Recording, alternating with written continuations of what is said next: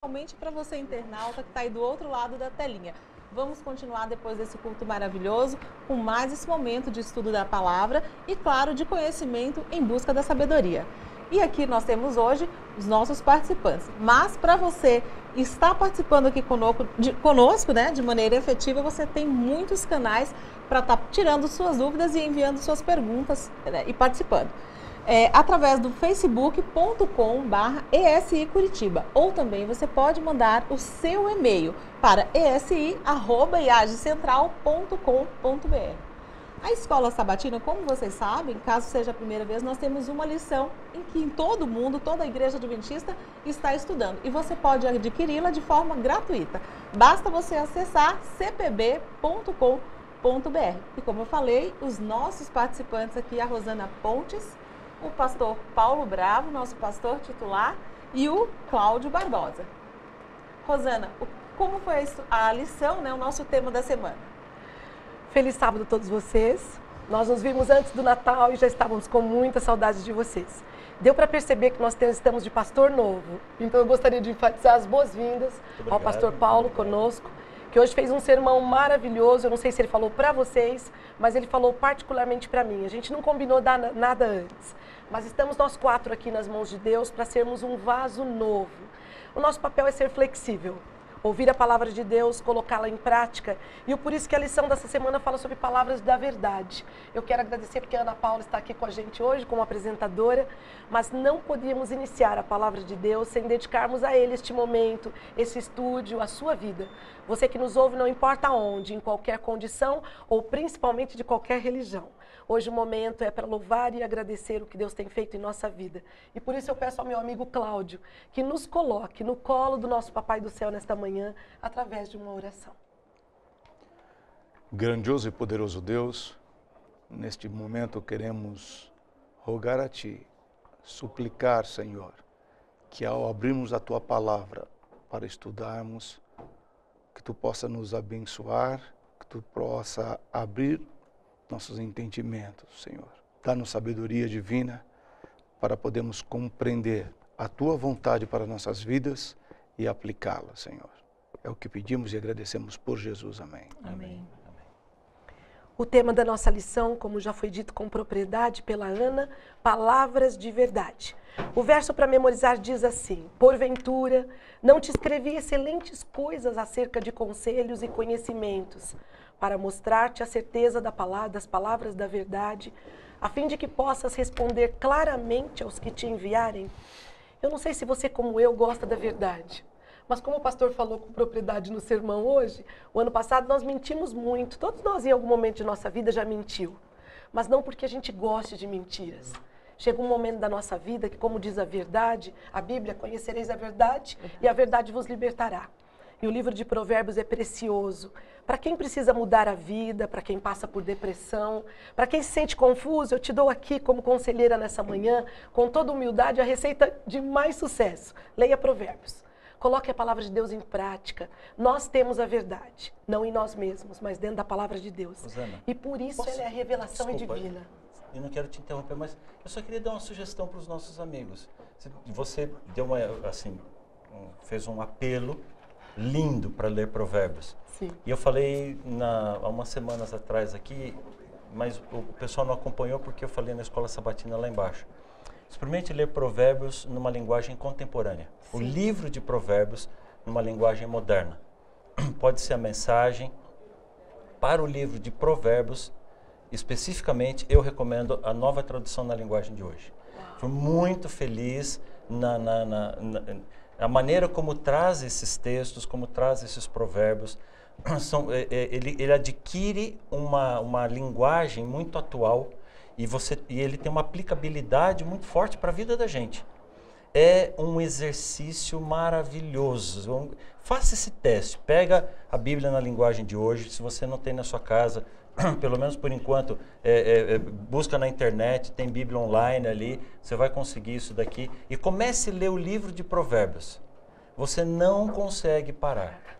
Aliás, tem assim, alguns versículos até que a gente começa a rir, e você, às vezes, você lê um verso daquele e passa o dia inteirinho meditando sobre ele. Então, de fato, o livro de Provérbios é fantástico, especialmente se pegar numa linguagem contemporânea, você vai perceber que são mensagens muito atuais. Às vezes, pela linguagem arcaica, a gente perde o peso da mensagem. E nesse caso, não. Você vai ter a mensagem e com facilidade vai aplicar para a vida. Está aqui mais uma sugestão para você, tá bom? Fica a dica e a tarefa de casa para você que nos ouve, para durante a semana ir atrás desta Bíblia especial e colocar em prática, porque a Bíblia é revelação divina. Muito se fala hoje, Pastor Paulo, sobre revelação divina. E isso é importante porque às vezes nós queremos dar revelação para os outros sobre tudo. E eu digo para você, descansa. Pega uma coisa mais prática, a Bíblia é a maior revelação. E eu queria que nessa manhã o nosso querido amigo Pastor Paulo falasse um pouquinho para quem nos ouve sobre essa abertura da lição lindíssima de domingo, o conhecimento da verdade. O que isso pode nos trazer hoje, pastor? Eu imagino que boa parte das pessoas que nos acompanham já fazem isso com frequência. Mas eu também imagino que nós devemos ter algumas pessoas que estão nos acompanhando hoje pela primeira vez. Talvez você nem saiba o que é esse negócio aqui da lição de escola sabatina. Isso é um material complementar que é publicado pela Igreja Adventista para auxiliar no estudo da Palavra de Deus. Isso aqui nós não substituímos a Bíblia. Ao contrário, nós usamos esse material para entender melhor a Bíblia. Ele é feito, os temas são dedicados por trimestre. Se você tiver interesse, se você quiser buscar, você pode conseguir esse conteúdo de graça na internet, é disponibilizado. Pastor, tem um link que é o cpb.org.br. .org ou .com? Desculpe, .com.br, onde tá. Os nossos internautas podem estar baixando aí de forma gratuita. Eles podem ler todos os dias de graça. Se você quiser o caderninho, você pode pedir, a própria CPB, quem edita isso daqui, eles enviam para você. Tem aplicativos para tablet, você consegue também. E o que eu gosto nesse material é que ele é distribuído em doses pequenas. Imagine que você tem uma infecção. Você já teve infecção, Cláudio? Sim. Como é que a gente combate uma infecção? Antibiótico. E aí você pega uma caixa de antibiótico e toma todos os remédios, certo? Não. Se você tomar todos os comprimidos de antibiótico uma vez, isso vai fazer bem ou mal? A palavra de Deus é assim. Não adianta querer pegar tudo de uma vez. Pode até fazer mal, porque é muita informação. Então, aqui com a lição você tem um guia para cada dia estudar um pedacinho da palavra de Deus. Isso é sensacional, eu adoro esse material aqui. E uso todos os dias da minha vida. Esse trimestre, especificamente janeiro, fevereiro, e termina agora no mês de março, nós estamos estudando sobre o livro de Provérbios. O livro de Provérbios começa falando sobre a sabedoria. Assim, a importância da sabedoria. E eu adoro porque... esse adoro não é adoração, é força de expressão. Eu gosto demais, assim, eu me apaixono pela sabedoria que Deus deu a Salomão para que ele transformasse a sabedoria em um personagem, personificou a sabedoria. A sabedoria chega a dizer assim, eu ando pelas ruas clamando, mas ninguém para me ouvir. eu estou desesperada, né? E assim, nós já passamos por vários temas no livro de Provérbios e agora ele volta para essa linha da sabedoria. Mas agora ele faz um paralelo entre a sabedoria e a verdade. Então, o texto de Provérbios 22, 17, 18 diz assim, inclina o ouvido e ouve a palavra do sábio. Aplica o coração ao meu conhecimento, porque coisa agradável quando você guarda no teu coração e quando você aplica tudo isso nos teus lábios. Ou seja, eu falo sobre isso, mas eu tenho isso no meu coração. Sabe por quê? A própria Bíblia dá a resposta. A boca fala do que está cheio o coração. Então, para que os meus lábios transmitam a sabedoria de Deus, para que os meus lábios transmitam a verdade, eu preciso ter isso guardado no meu coração. E aí, um pouquinho mais para frente, ainda no capítulo 22, fala sobre a fé. Que a sua confiança esteja no Senhor. E aí, ele dá as dicas do funcionamento da fé. A fé, ela é essencial para a vida. Não existe vida sem fé. A ciência é importante, mas a ciência não descarta a fé. Aquilo que a ciência não explica, a fé complementa. Mas a ciência dá base para aquilo que eu creio. Ela dá base para a minha fé. Então, para que eu tenha uma fé verdadeira, eu preciso ter convicção, eu preciso ter razão naquilo que eu creio. Eu não estou à toa aqui falando de Deus para você. Ah, não, nunca vi. Não, eu vivo essa experiência na minha vida.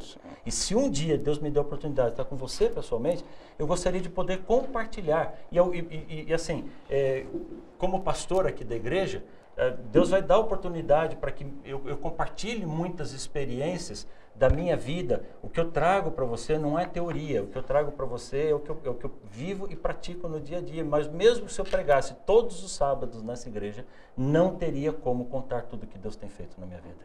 Amém. Entendeu? É mais do que se pode contar, usando as palavras de Davi. Então assim, mas eu tenho convicção, eu tenho razão para crer. Deus tem operado isso na minha vida. E Deus fala isso aqui em Provérbios. Ele fala da fé, da confiança, e ele diz assim no verso 21, para mostrar a certeza das palavras da verdade. Mas aí vem o final do texto. A fim de que possas responder claramente os que te enviarem. Então, a fé é essencial para a vida. Você pode conversar com um advogado, não existe um mundo sem fé.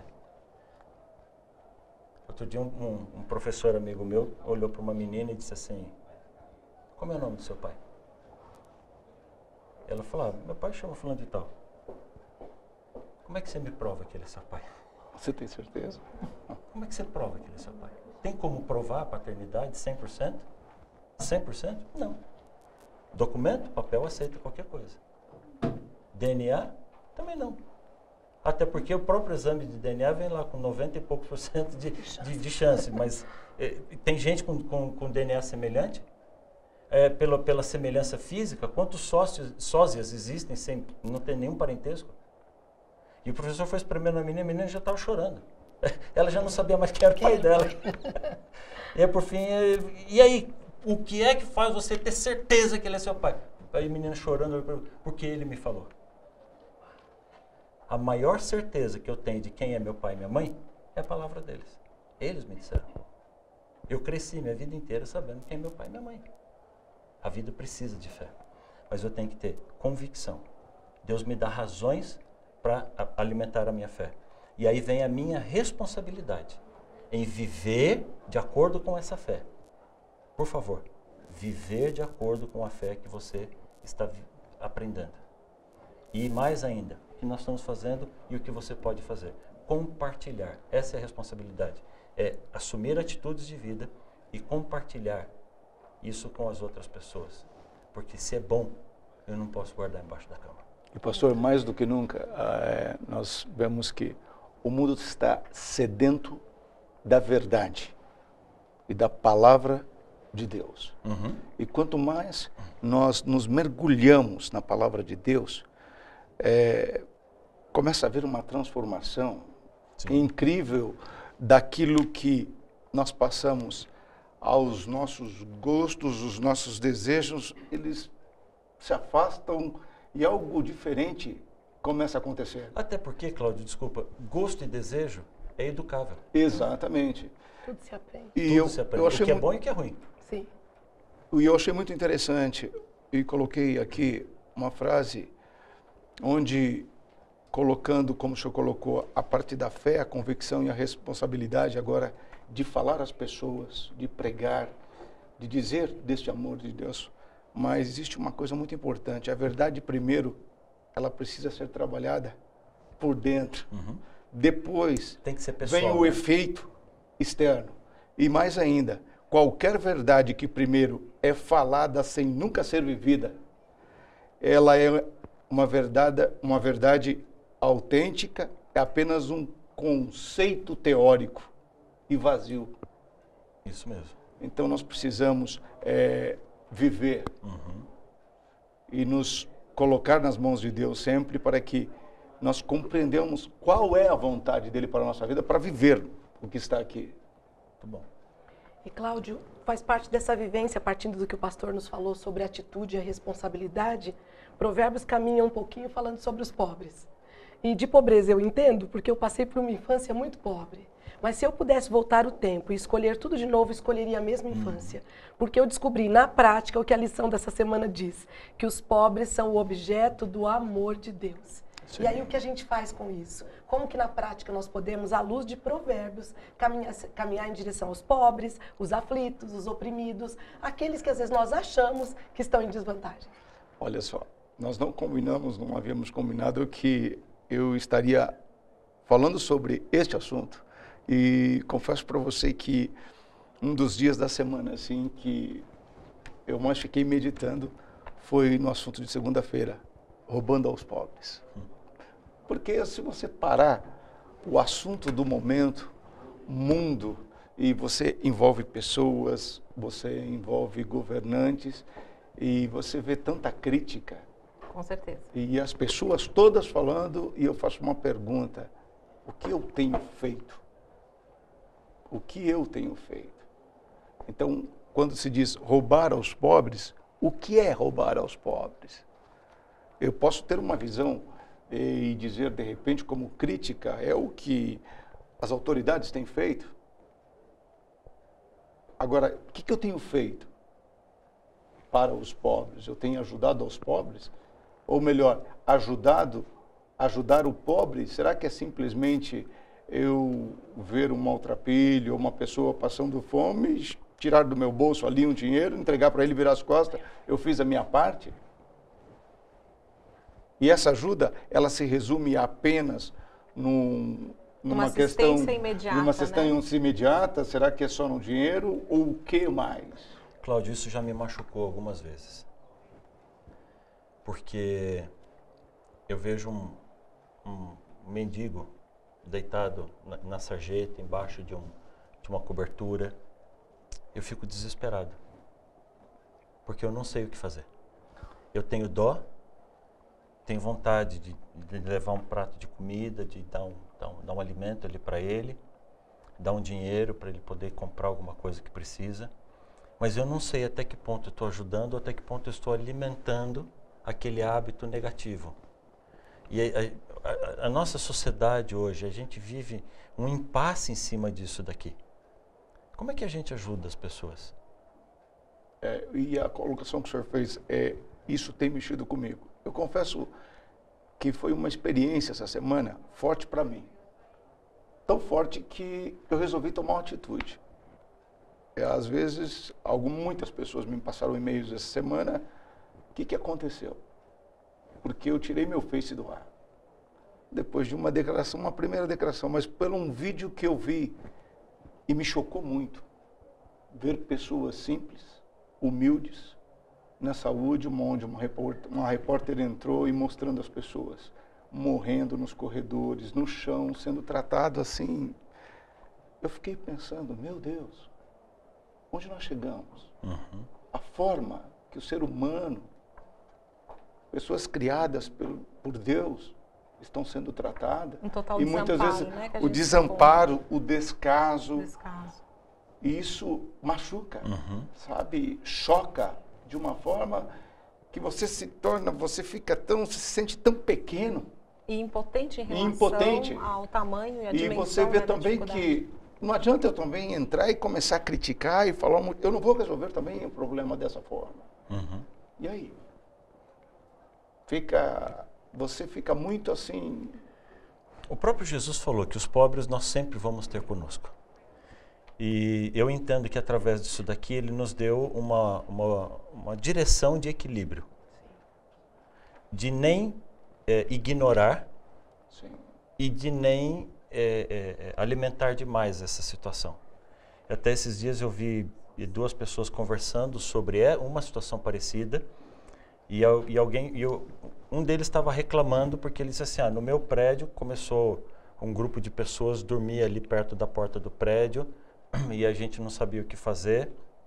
E depois nós descobrimos que tinha uma senhora que morava num outro prédio e que vinha dar comida para eles aqui. E as pessoas estavam indignadas com aquela mulher, porque falou assim, é fácil para ela vir dar comida para quem está se alojando, se amotinando na porta do prédio da gente, né? E aí você fica meio confuso com isso. Então, a visão que eu tenho da Bíblia é assim, eu preciso ter a minha preocupação em fazer o bem. De tudo aquilo que Deus me dá, eu tenho que separar uma parte, o meu dízimo para Deus, eu tenho que dar as minhas ofertas, e ainda assim eu tenho que pensar em separar uma parte. E a minha opção é trabalhar com instituições sérias. A igreja tem, a própria Igreja Adventista tem uma assistência solidária, é uma entidade séria, ela visita as pessoas, vai na casa, faz o cadastro, faz esse acompanhamento. Eu prefiro atuar dessa maneira. E entendo. Seguro. Oi? Um caminho seguro. É um caminho, eu acho um caminho mais seguro, porque eu sei que aqui não só dá comida para quem está com fome, mas ajuda a pessoa. Hoje eu estou te dando comida, mas além disso eu vou te ajudar para que daqui 6 meses, 8 meses, 1 ano, você não dependa mais de ter que ganhar isso aqui. Então, ajuda em formação, dá cursinhos, meios da pessoa, panificação, bordado, pintura, aquilo que o próprio pessoal da assistência tem alcance para isso, né? Agora, eu entendo que, por outro lado, que Deus coloca aqui, é a visão de eu não usar a minha posição social para me beneficiar daqueles que estão socialmente abaixo de mim. Eu acho que esse é o principal ponto aqui. O texto de Provérbios 22 diz assim, não roubes ao pobre. Então ele não está falando de dar ou não dar. E, embora a Bíblia aborde isso em outros... Mas aqui ele está falando de relações comerciais. Aluguel, empréstimo, entendeu? Então, não roubes ao pobre, porque ele é pobre. Não oprima em juízo aquele que está aflito, porque o Senhor vai defender a causa deles. Depois, em 23:10, diz assim, não pegue os marcos velhos que marcavam a terra para você invadir a área do órfão. E a própria lição comenta que o melhor exemplo para entender o que Deus está falando aqui é a parábola que o profeta contou para Davi, no caso de Davi e Batseba. Davi era rei, não que Deus aprovasse isso, mas como rei, Davi tinha acesso, legalmente falando, leis ali de Israel, ele tinha acesso, ele podia ter várias esposas, e Urias não era rei, Urias só tinha uma. E Davi invadiu a vida de Urias, pegou a mulher, matou Urias e pegou a mulher que era dele, e o profeta Natan foi lá e contou aquela parábola para Davi. Olha, tinha um senhor que era muito rico e ele queria dar uma festa para os convidados dele. E ele pegou o vizinho, que só tinha uma ovelhinha, pulou a terra do vizinho, roubou aquela ovelha, matou a ovelha, fez uma festança. E Davi ficou louco da vida. Me fala quem que é esse homem que eu vou mandar matar agora. E o profeta, com todo aquele bom senso, mas autoridade que Deus dá, olhou e falou, Davi, esse homem é você. Então, assim, mas isso ilustra essa visão. Quem tem mais, não oprimir aquele que tem pouco. Pelo contrário, ter compaixão, repartir um pouco. Eu acho que se a gente demonstra amor, Deus não é contra a riqueza. Deus sabe que no mundo de pecado, há injustiça, uns têm mais, outros têm menos, mas o que eu tenho visto é que quando a pessoa não vive em função do dinheiro, quando eu percebo que a pessoa é altruísta, Deus dá mais para ela. Sim. Porque através dessa pessoa, Deus vai abençoar muita gente. Canal de bênção. Entendeu? E quando a pessoa é egoísta, Deus não dá, ele pode até pegar sozinho. Sim. Ele pode até pegar sozinho, mas ele não é feliz com isso. E é muito interessante que hoje as pessoas, muitas vezes, até nós mesmos, tentamos justificar algumas situações. Eu, algum tempo atrás, estava com alguns amigos e esse assunto foi abordado. Poxa, você roubar aquele que não tem, ou pobre. E um amigo disse, espera aí, eu não estou roubando ele. E ele começou a tentar justificar. E um amigo, ele usou uma frase muito interessante. Ele disse assim, não, você não está roubando ele. você está tirando vantagem apenas. Então, vamos, Um roubo disfarçado. é um roubo disfarçado. Você está tirando uma vantagem. Bom, e uma importância, né, é você tá usando da sua força com quem é fraco. Sim, com quem é fraco. Né? Usando da A lição força é bem clara, na né? fraqueza. Eu Força acho de que opressão, né? é a força com a fraqueza. E vale reforçar os nossos participantes que eles podem também enviar suas dúvidas e compartilhar aqui, participarem. Os nossos mediadores, né, os nossos convidados estão aqui para auxiliar vocês e para a gente fazer essa interação também. A gente quer que vocês participem, é muito importante.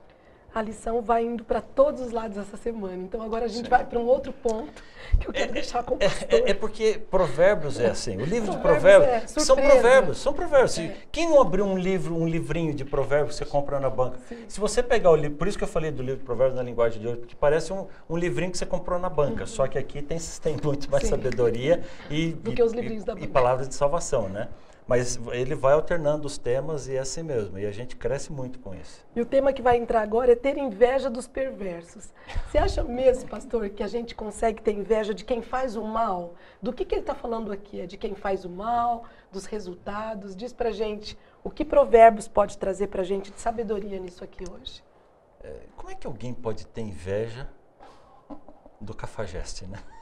Eu acho que é dos resultados. Como é que alguém pode ter inveja do pilantra, do ladrão, do bandido? Como é que um filho de Deus, pensa comigo isso daqui, como que um filho de Deus pode ter inveja do pecador? Você consegue entender o que é isso aqui? Muito sério. Mas esse é um tema recorrente na Bíblia.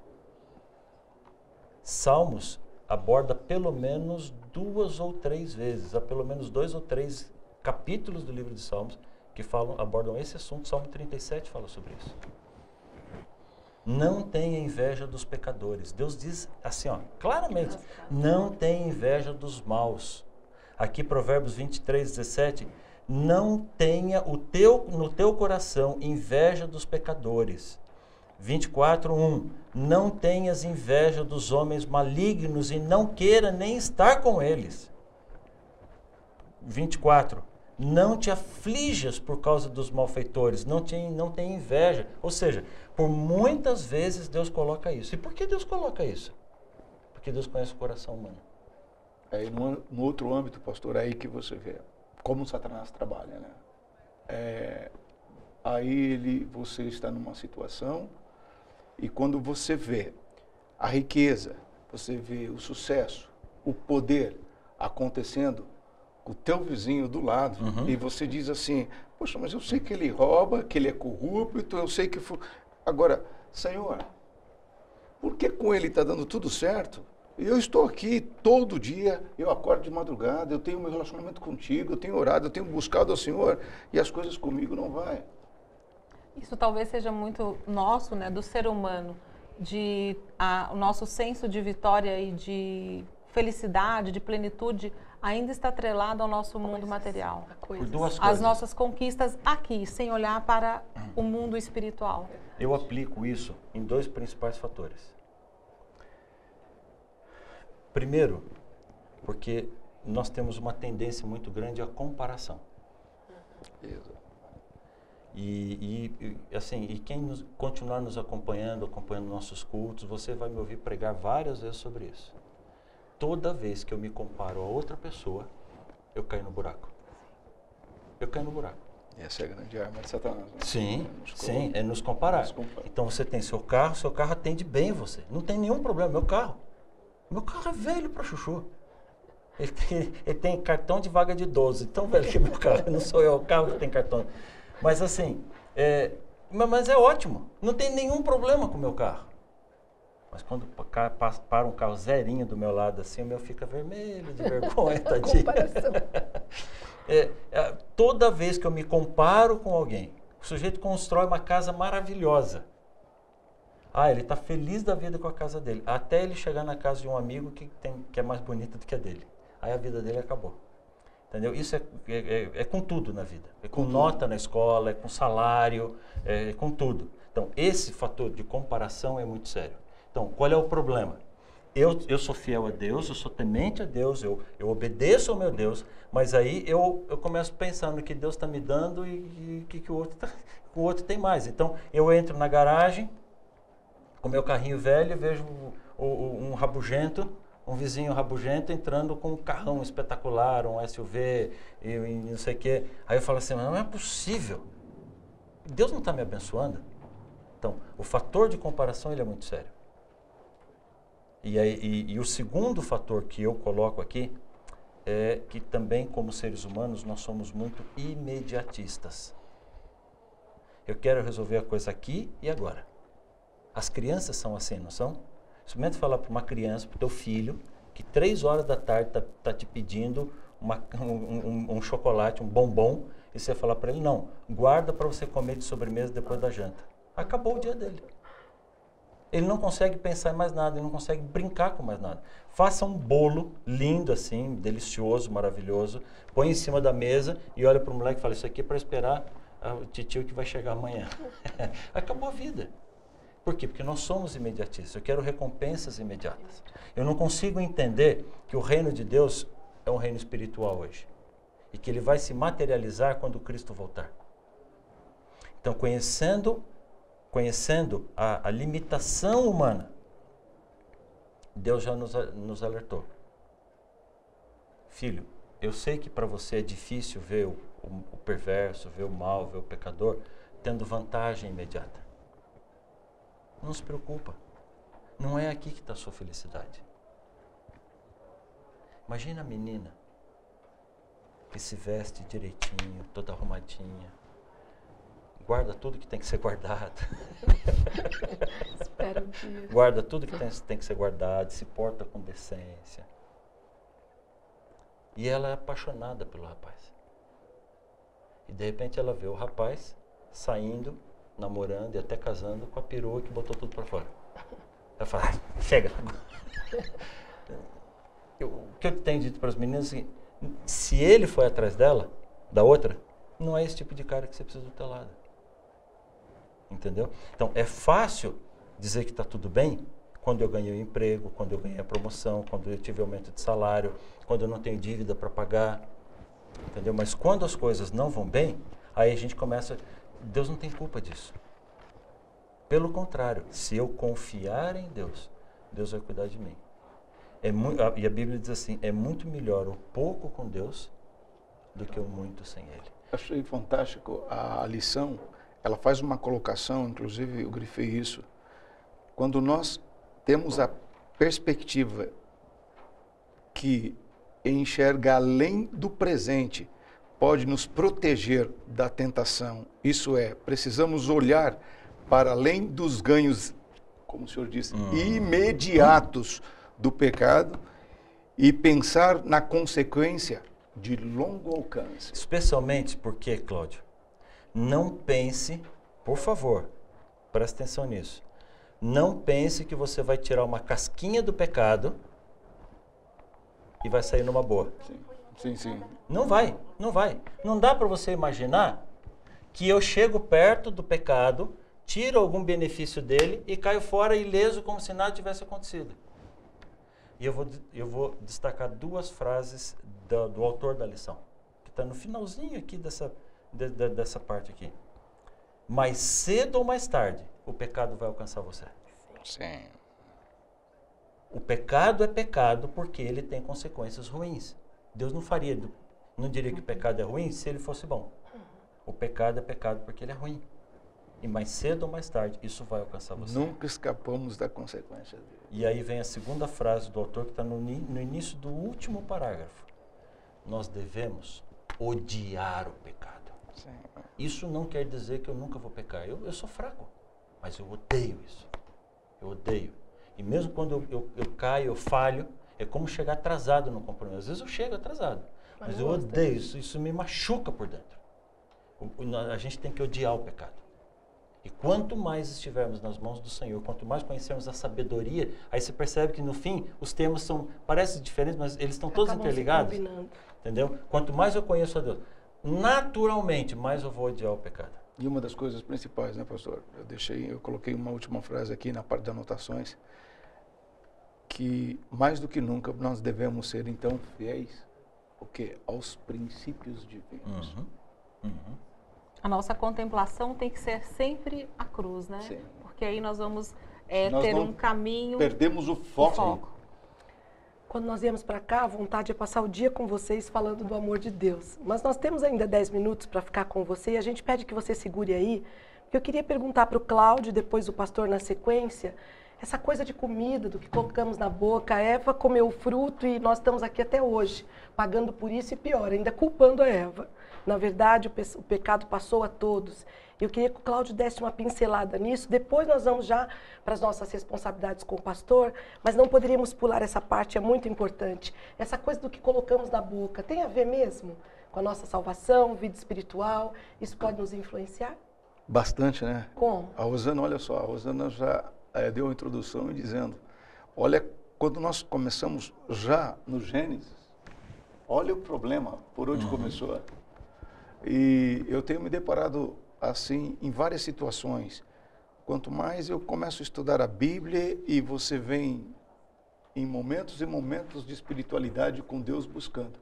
Mas não sei se acontece isso com vocês. Agora, quando o assunto passa a ser, e a Bíblia nos mostra claramente que para termos um relacionamento 100% com Deus, nós vamos ter que mexer em algo. E esse algo, ele está no meu paladar, ele vai envolver aquilo que entra na minha boca. E a lição abordou, aqui ela deu ênfase à questão do álcool. Ela deu ela menciona, na verdade, menciona dois fatos aqui, o álcool e a glutonaria. Exatamente. Né? E a bebida.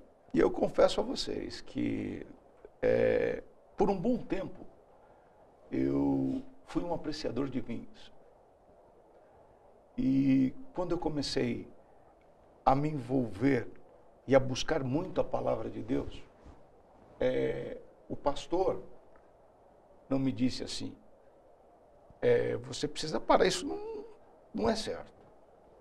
Estudando a palavra de Deus, onde eu estava comentando isso com a minha esposa, com quantos amigos, quantas pessoas eu vejo muitas vezes querem discutir e querem defender, não, mas um pouquinho, não há problema. Não tem. A palavra de Deus é clara. E quando nós falamos do álcool, nós vemos hoje, principalmente hoje no nosso mundo, quantas famílias hoje desgraçadas pela questão do álcool. Eu tive a experiência de um dia uma pessoa totalmente alcoolizada atravessar um sinal vermelho, bater, deu perca total no meu carro, eu estava com meu filho, graças a Deus nada aconteceu. Mas quando fomos tirar a pessoa do carro, ele não conseguia ficar em pé. Fruto da bebida, e as pessoas, e muitas vezes eu vejo assim, eu estive agora no feriado em Maringá, e eu estava comentando com a minha esposa à noite, você vê, os jovens saem, eles bebem, pegam um automóvel e saem. Mas veja, Cláudio, às vezes a pessoa não está nem bêbada. Sim. Mas ela está alcoolizada. Alcoolizada.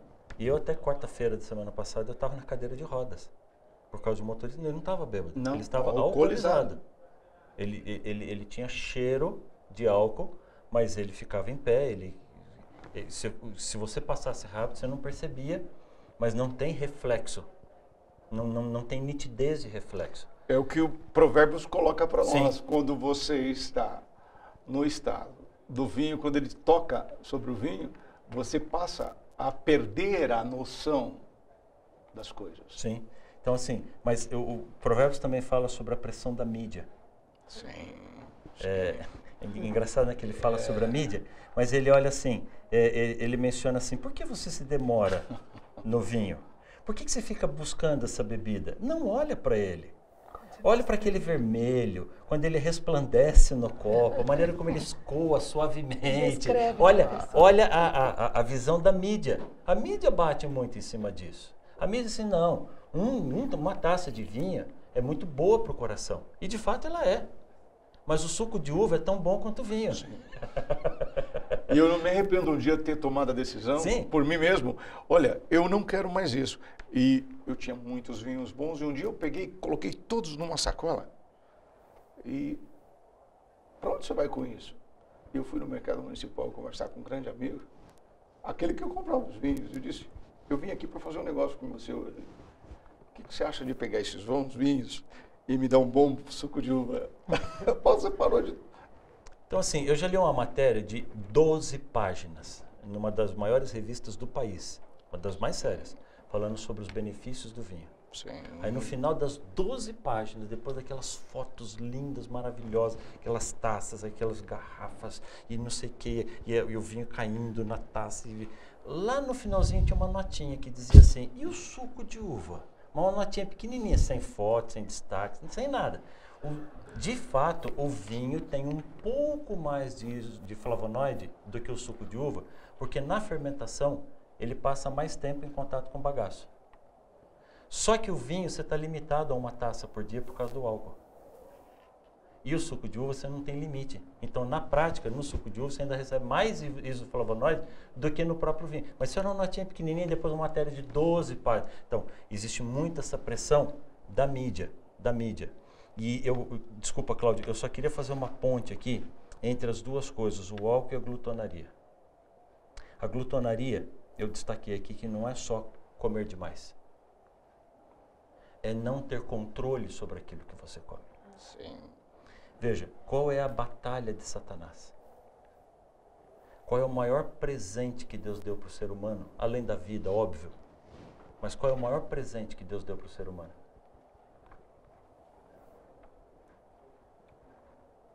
O corpo. Oi? O corpo, o templo dele, o corpo.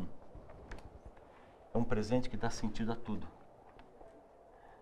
Se nós não tivermos liberdade de escolha, a vida não tem sentido, o corpo não tem sentido, o amor não existe. O maior presente que Deus deu para o ser humano é liberdade de escolha. O que é que Satanás tenta arrancar de você? Seu corpo? Controle. O A controle liberdade. A liberdade de escolha. Então, a desgraça do álcool é que ele tira a sua capacidade de escolha. A pessoa sabe que aquilo está arruinando a vida dele, mas não consegue escolher E diferente. temos, pastor, o título, como diz a lição, o que colocamos na boca. Por mais que tenha focado aqui o álcool e também comenta sobre a questão alimentos, o que muitas vezes comemos exageradamente. E eu terminei aqui na parte de anotações, que eu achei muito interessante. As pessoas que foram transformadas pela graça de Cristo não vivem para comer, mas comem para viver. Sim, sim. Então, eu não sei como é que está o nosso tempo. Eu acho que a gente já podia ir para o final. Eu ia dizer isso. Como hoje nós temos nosso pastor aqui conosco, estamos fala pra felizes. Chuchu, né? Eu vou deixar ele fazer esse encerramento, porque o meu encerramento que eu preparei está baseado na lição. Eu vou jogar para o meu pastor para dizer, deixa uma mensagem para a gente. Nós temos 2 minutos e uns segundinhos, temos 2 minutos. Depois a gente vai fazer as considerações da Ana, mas quero que você faça esse fechamento. Nós conversamos sobre tudo isso daqui. A Nossa lição fecha a parte, o finalzinho dela, ela fala sobre a nossa responsabilidade. Muito importante. E qual é a nossa responsabilidade? É fazer o que nós estamos fazendo aqui. É conversar com você, é mostrar qual é o certo e errado. Não o que eu acho certo, mas o que a palavra de Deus diz que é o certo e que é errado. Eu tenho responsabilidade sobre as pessoas que estão ao meu lado. As decisões que eu tomo afetam a vida dos outros.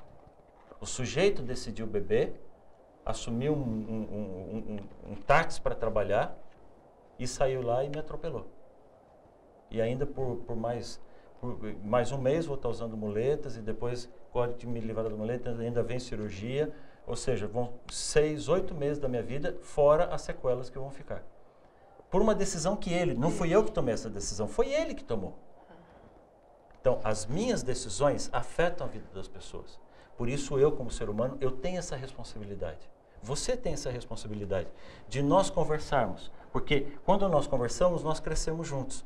E automaticamente, nós estamos nos avisando uns aos outros sobre o verdadeiro caminho, que é a palavra de Deus. Seguindo, vivendo de acordo com a palavra de Deus, as coisas vão para o rumo certo. E, pastor, eu cheguei a uma conclusão assim, e escrevi isso ontem, vindo do meu coração, entendendo que enquanto o coração humano não for mudado, enquanto nós não entendermos a verdade, deixar que a vontade de Deus nos molde e nos transforme.